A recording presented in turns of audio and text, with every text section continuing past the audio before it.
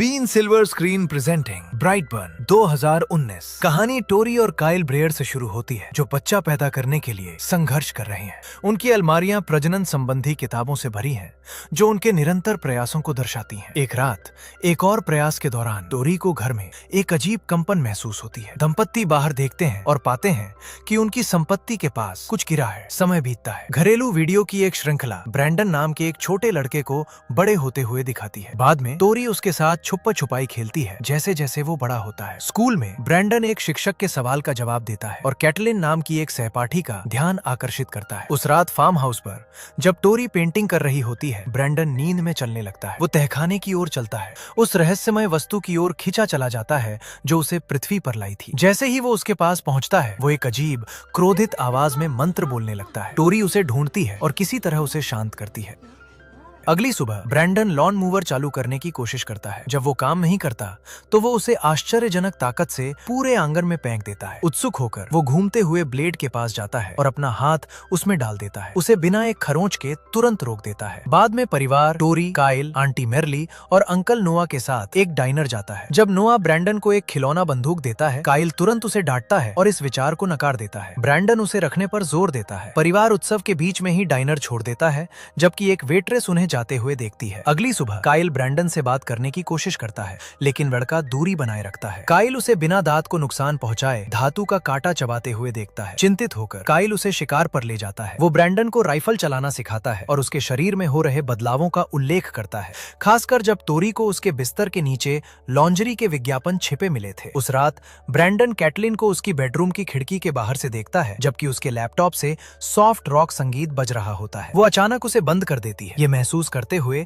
कि कोई उसे देख रहा है। उसकी माँ, वही वेट्रेस जो डाइनर में थी, कमरे में दौड़ती हुई आती है और पूछती है क्या हुआ। कैटलिन को सांस लेने में तकलीफ होती है। इस बीच फार्म पर वापस नोआ और टोरी ब्रैंडन को ढूंढते हैं। अंततः वे उसे पा लेते हैं। अगले दिन स्कूल में ब्रैंडन के शिक्षक टोरी से बात करते हैं, जबकि ब्रैंडन पास में बैठा अपनी नोटबुक में अजीब चित्र बना रहा होता है। जब टोरी उनके बारे में पूछती है, ब्रैंडन चुपचाप नोटबुक बंद करके चला जाता है। घर पर वापस काइल ब्रैंडन को मुर्गियों को डराते हुए देखता है। वह उससे पूछता है क्या तुम ठीक हो बेटे। ब्रैंडन कहता है कि वह ठीक है। वे अंदर वापस जाते हैं। बाद में टोरी और काइल पाते हैं कि सभी मुर्गियां मारी जा चुकी हैं। टोरी इसके लिए एक भेड़िए को दोषी ठहराती है। अगले दिन स्कूल में कक्षा 1 क्रस्ट फॉल एक्सरसाइज में भाग लेती है। कैटलिन पिछली रात के बाद अभी भी बेचैन ब्रैंडन को पकड़ने से इनकार करती है। Ew, oh shit. हालांकि वह घायल नहीं होता। कैटलिन ब्रैंडन को बताती है कि उसने मदद करने से इसलिए मना किया क्योंकि वह सोचती है कि वह एक विकृत है। ब्रैंडन एक ही शब्द में जवाब देता है, उसे झूठी कहता है। कोच कैटलिन को उसे उठाने में मदद करने के लिए मजबूर करता है, लेकिन जब ब्रैंडन उसका हाथ पकड़ता है, वह अचानक उसे इतनी जोर से दबाता है कि हड्डियां टूट जाती हैं और वह दर्द से चीख उठती है। बाद में स्कूल के दफ्तर में टोरी कैटलिन की मां से माफी मांगती है और इस घटना को दुर्घटना कहती है।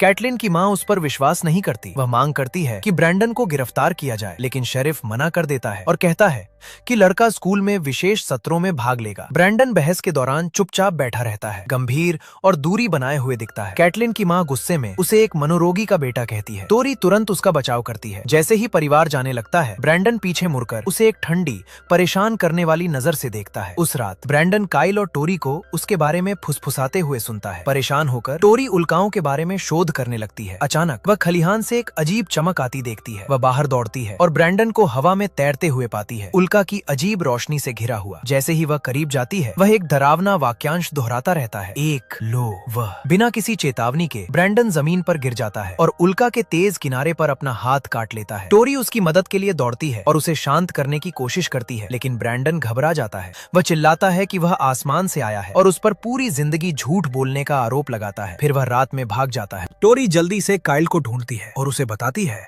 कि ब्रैंडन ने खलिहान में क्या खोजा। इस बीच जंगल की गहराई में ब्रैंडन क्रोध में अंधेरे में भटकता है। गुस्से की एक चीख के साथ वो अपनी आंखों से एक शक्तिशाली लेजर विजन का विस्फोट छोड़ता है। बाद में ब्रैंडन कैटलिन के बेडरूम में प्रकट होता है। जब वो अपने लैपटॉप पर टाइप कर रही होती है, उसका टूटा हुआ हाथ प्लास्टर में बंधा होता है। वो उसे डरने से मना करता है और जोर देता है कि वो जानती है कि वो कितना खास है। कैटलिन कहती है कि उसकी माँ ने उसे उससे बात न करने की चेतावनी दी है। ब्रैंडन ठंडे स्वर में जवाब देता है कि वो उसका ध्यान रखेगा। वो रोने लगती है जब वो अचानक गायब हो जाता है। है, पीछे एक अकेला फूल छोड़कर। डाइनर में कैटलिन की माँ रात के लिए बंद कर रही होती है। जब उसे लगता है कि कुछ गड़बड़ है, वो बाहर कदम रखती है और खिड़कियों पर अजीब प्रतीक खुदे हुए देखती है, वही जो ब्रैंडन ने अपनी नोटबुक में बनाए थे। रोशनी टिमटिमाने लगती है। अचानक खिड़कियां अंदर की ओर टूट जाती हैं। कांच का एक टुकड़ा उसकी आंख काट देता है और वो पीछे लड़खड़ाती है। खून बह रहा है और डरी हुई है। वो अपनी रक्षा के लिए एक बेसबॉल बैट पकड़ती है। एक धुंधली आकृति उसके पास से इतनी तेजी से गुजरती है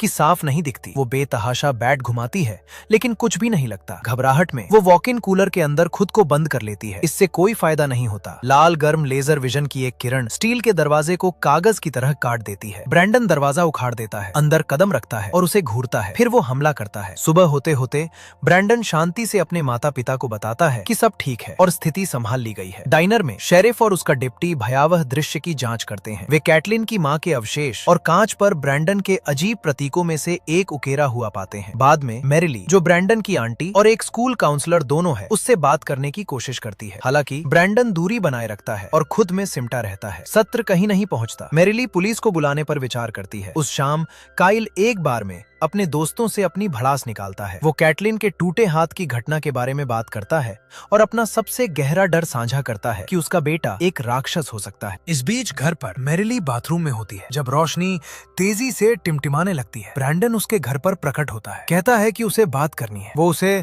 पुलिस से संपर्क न करने की चेतावनी देता है। उसे बताता है कि ये किसी के लिए अच्छा नहीं होगा। मैरिली उसे जाने का आदेश देती है। वो जाता हुआ लगता है लेकिन कुछ ही पलों बाद वो उसकी खिड़की के बाहर खड़ा उसे नोआ को टेक्स्ट करते हुए देख रहा होता है। थोड़ी देर बाद वो अपना मुखौटा पहनकर वापस आता है और उसकी अलमारी में छिप जाता है। नोआ आता है, ब्रैंडन को खोजता है और मांग करता है कि वो चला जाए। वो उसे बाहर धकेलता है और धमकी देता है कि वो उसके माता पिता को सब बता देगा। वे नोआ के ट्रक में बैठते हैं। जब नोआ ब्रैंडन को यात्री सीट में धकेलने की कोशिश करता है, ब्रैंडन उसे गैराज के दरवाजे पर हिंसक रूप से फेंक देता है। डरा हुआ नोआ उठता है और तेजी से भाग जाता है, आश्वस्त है कि ब्रैंडन उसका पीछा कर रहा है। अचानक ट्रक खराब होने लगता है, लड़खड़ाता है और शक्ति खो देता है। नोआ उसे फिर से चालू करने की कोशिश करता है लेकिन प्रतिक्रिया करने से पहले ब्रैंडन सीधे वाहन के सामने प्रकट होता है। नोआ डर से चीखता है। ब्रैंडन पूरे ट्रक को आसानी से हवा में उठा लेता है, उसे एक पल के लिए वहां रोके रखता है और फिर कुचलने वाली ताकत से नीचे पटक देता है। टक्कर ट्रक को तबाह कर देती है और नोआ को गंभीर रूप से घायल कर देती है। जैसे ही नोआ मरते हुए पड़ा होता है, ब्रैंडन शांति से उसके पास जाता है और घुटने टेकता है। नोआ के खून का उपयोग करके वो अपने अजीब प्रतीकों में से एक मिट्टी में बनाता है। बाद में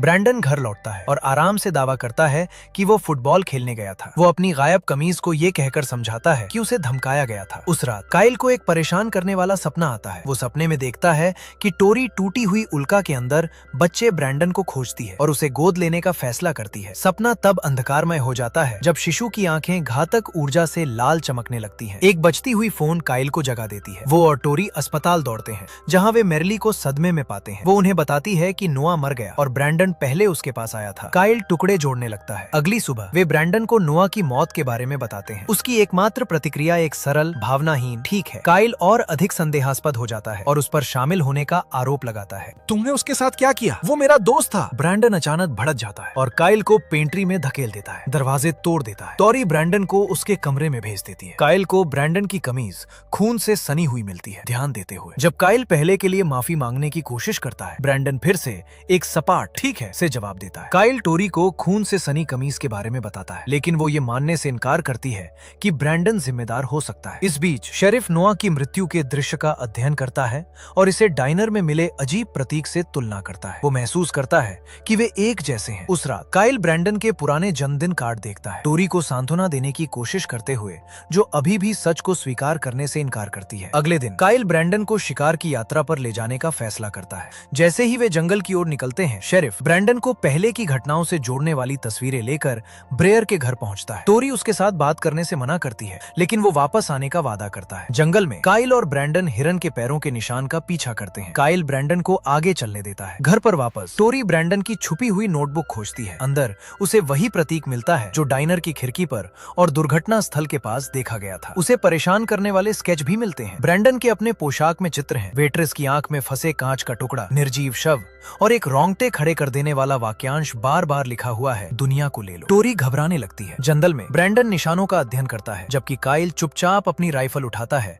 और ट्रिगर खींचता है। गोली ब्रैंडन के सिर से टकराती है और बिना निशान छोड़े उछल जाती है। ब्रैंडन पीछे मुड़ता है, हैरान। काइल दोबारा लोड करने की कोशिश करता है, लेकिन बहुत देर हो चुकी है। ब्रैंडन पेड़ों में गायब हो जाता है। कुछ ही पलों बाद वो अपने गहरे पोशाक में हवा में तेजी से प्रकट होता है। वो काइल से टकराता है, उसे गिरा देता है और उसे सीधा खड़ा करता है। काइल हकलाते हुए माफी मांगता है, लेकिन ब्रैंडन कोई हिचकिचाहट नहीं दिखाता। वो सीधे काइल की खोपड़ी के आर पार लेजर विजन का एक विस्फोट करता है, उसे तुरंत मार देता है। घर पर टोरी बेतहाशा काइल को फोन करती है, लेकिन कोई जवाब नहीं। अंततः ब्रैंडन फोन उठाता है। वो जानना चाहती है कि काइल कहाँ है। ब्रैंडन ठंडे स्वर में जवाब देता है कि काइल चला गया और वो घर आ रहा है। फिर वो फोन रख देता है। कुछ ही सेकंड बाद ब्रैंडन अविश्वसनीय गति से घर में घुस जाता है, उसे अंदर से तोड़ता है। टोरी घबराहट में 911 को फोन करती है, लेकिन कॉल बीच में कट जाती है। शेरिफ और उसका डिप्टी आपातकाल का जवाब देते हैं। जब वे पहुंचते हैं, वे पाते हैं कि घर तबाह है, दीवारें ढह रही हैं और फर्नीचर बिखरा पड़ा है। टोरी उनसे मिलने के लिए बाहर लड़खड़ाती है। शेरिफ उसे आवाज देता है,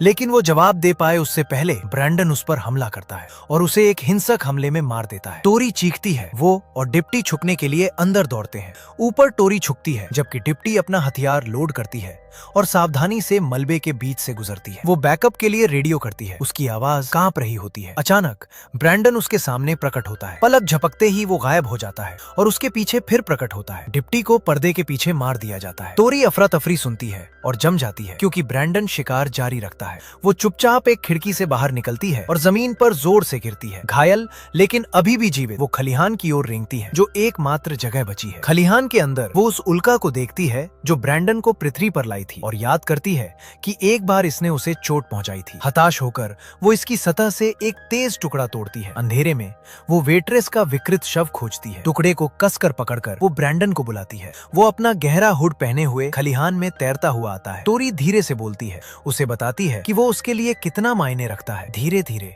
वो उसका हुड हटाती है। ब्रैंडन उसे बड़ी मासूम आंखों से देखता है। वे गले मिलते हैं। टोरी अचानक उसे चाकू मारने की कोशिश करती है, लेकिन वो तुरंत उसकी कलाई पकड़ लेता है। भारी ताकत से वो टुकड़े को उसके हाथ से छुड़ा देता है। क्रोधित होकर वो उसे पकड़ता है और आसमान में उड़ जाता है। वे ऊपर और ऊपर उठते जाते हैं, जब तक फार्म हाउस नीचे एक छोटे धब्बे जैसा नहीं दिखता। वो उसे एक आखिरी नजर देता है और अपनी पकड़ छोड़ देता है। टोरी बेबस होकर जमीन की ओर गिरती है। ब्रैंडन हवा में मंडराता रहता है। एक आने वाला विमान उस क्षेत्र की ओर तेजी से आता है। अगले दिन एक विमान दुर्घटना का मलबा पूरे ग्रामीण इलाके में बिखरा पड़ा है। समाचार रिपोर्टें बताती हैं कि विमान फार्म हाउस से टकराने के बाद गिरा, जिसमें काइल और टोरी सहित सभी सवार मारे गए। ब्रैंडन पास में बैठा शांति से एक कुकी खा रहा है। उसका चेहरा भाव शून्य है और निर्दोष होने का नाटक कर रहा है। अंतिम क्षणों में दुनिया भर में अफरा तफरी फैल जाती है। शहर ढहते हैं, विनाश बढ़ता है और अनगिनत जीवन नष्ट हो जाते हैं। ब्रैंडन ब्रेयर आ गया है। यहाँ ये फिल्म समाप्त होती है। यदि आपको ये फिल्म स्पष्टीकरण पसंद आया तो लाइक करना, सब्सक्राइब करना